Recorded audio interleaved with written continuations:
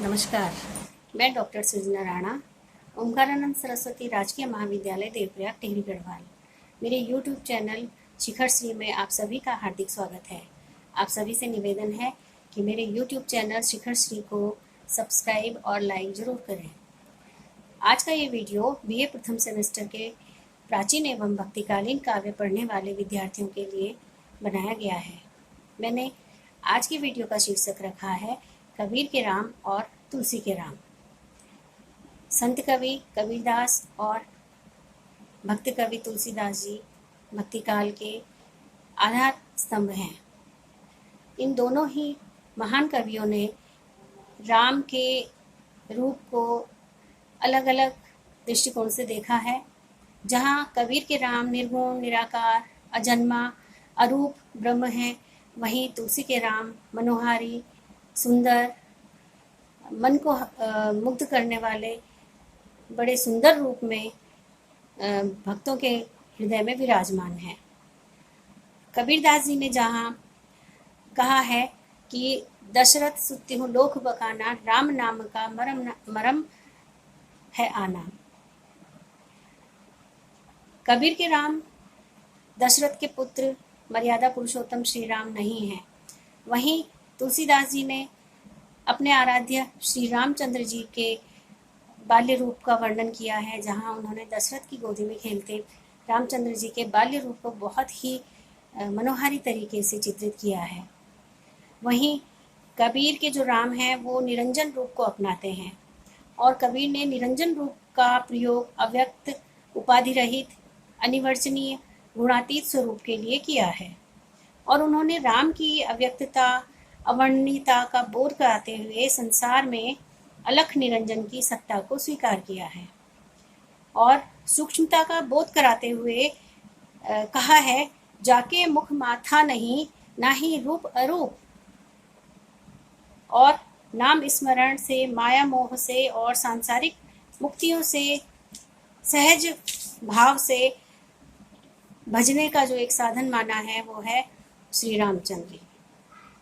कबीर की भक्ति नवदा भक्ति है, दास्य भाव की भक्ति है। वह अपने आप को राम का दास मानते हैं और कहते हैं, खरी कसौटी राम की, खोटा टिके न कोय, रक्षक राम कसौटी सो टिके, जो जीवन मृतक होए। और कबीर के राम घट घट में व्याप्त हैं, सबके रक्षक हैं, निर्लिप्त हैं, निराकार हैं और अजन्मा हैं। तुलसी के राम मात्र दशरथ के पुत्र ही नहीं हैं और न ही केवल इतिहास के उदात्त नायक हैं। तुलसी के राम राष्ट्र के नायक, जनमानस के हृदय में विराजमान हैं।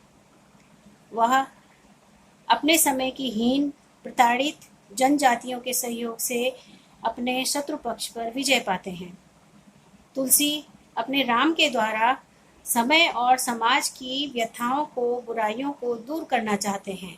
उन्होंने मर्यादा